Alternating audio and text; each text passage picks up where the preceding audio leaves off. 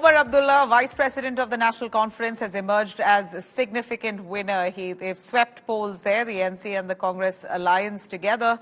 Now, one day after the elections, he outlines his priorities. The NC MLA, Omar Abdullah, who won from 2 seats, outlined that the first priority the NC has for the state of Jammu and Kashmir is that they will restore statehood.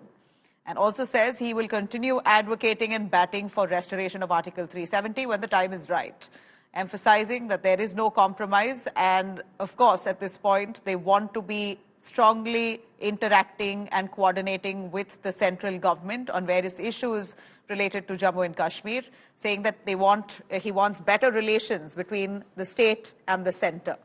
Following the disappointment for Omar Abdullah that happened in Lok Sabha, where he lost out on his seat, Omar Abdullah this time won both assembly seats that he stood from, Ganderbal and Badgam.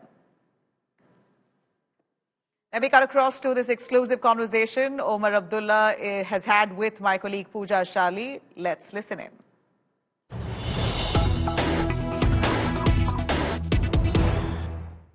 One man who's made a comeback and how is National Conference's Omar Abdullah.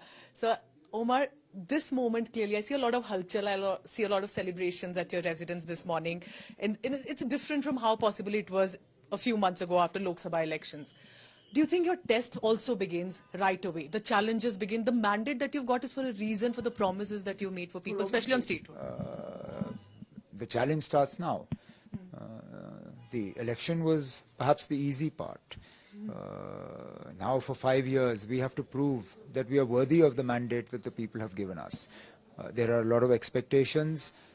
We also have the added challenge of giving a sense of belonging or a sense of ownership to parts of J&K that didn't vote for the coalition at all. The plains of Jammu almost completely sort of ignored or rejected the coalition. But they have to feel a part of this government. You can't ignore them for 5 years. I appreciate that's a good point. The government that comes in will have to make sure that through its actions rather than its words proves to the people of Jammu that this is not a government of the National Conference or the Congress or the Alliance or those who voted for us. It's the government. Ensure to the people of Jammu watching you, we may have voted for BJP, but your government will work for them also, not alienate them. This government is as much the government of the voters of the BJP as it is the government of the voters of the National Conference or the Congress. They do not deserve to be punished just because they didn't vote for us. And I would be the last person who would advocate something like that.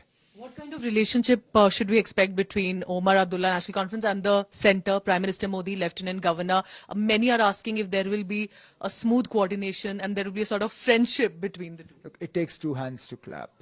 I can only tell you that I will make every effort to ensure that the incoming government, whoever may head it, whoever may make it up, will work for smooth relations both with the Lieutenant Governor and with the Union government.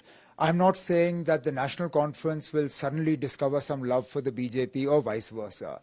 We will continue to oppose each other politically, but I'm drawing a distinction between the National Conference and the BJP on the one side and the government of Jammu and Kashmir and the Union government on the other. So while politically we may not see eye to eye on anything, at least in the interest of the people of Jammu and Kashmir, for whom the Prime Minister has spoken many times, we can figure out how to work together. What will be one of the first decisions that Omar Abdullah is going to take for the government of Jammu and Kashmir? Well, at the moment, the first decision I have to take is to attend the Legislative Party meeting. And then wait, that will be tomorrow midday. And once the Legislative Party has formally elected their leader, that leadership role will have to be endorsed by the alliance, and then we stake claim to form a government. Final question. What does this moment mean to you, specifically for the setback that you've seen, specifically for many who did criticize you and said the Abdullah era is possibly over? What would you want to say? What does this moment, when you sit back and realize 42 seats, 50 seats almost as a coalition, what is happening here? It's humbling, but it's also scary. Look, it's enormous responsibility. This is not sort of an elected government that's transitioning to another elected government. We've had no democracy in Jammu and Kashmir since 2018. Expectations are enormous. But we're also the first elected government in Jammu and Kashmir in a union territory.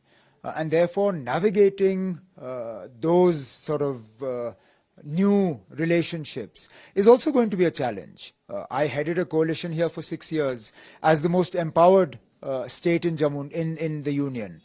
Today, this government that comes in will be a government in perhaps one of the most disempowered territories in the union. So it's going to This be... government from the 90s of NC will be different from the NC of 2024, the conflict that we It has saw? to be different. That was a 2/3 majority government in an empowered Jammu and Kashmir. But this is also a conflict, Omar, that followed. There was a conflict, but this is a coalition. This is a coalition that, at least for the time being, is not responsible for security and law and order. That will happen once statehood is restored, and we are hopeful the statehood will be restored soon. I will say this, quoting your post that's going viral, I think you've kept your calm and you are back. Well, I mean, it hasn't always been calm, but at least we're back. Well done. Congratulations, Omar Abdullah, National Conference. A lot needs to be done. Appreciate you speaking to India today.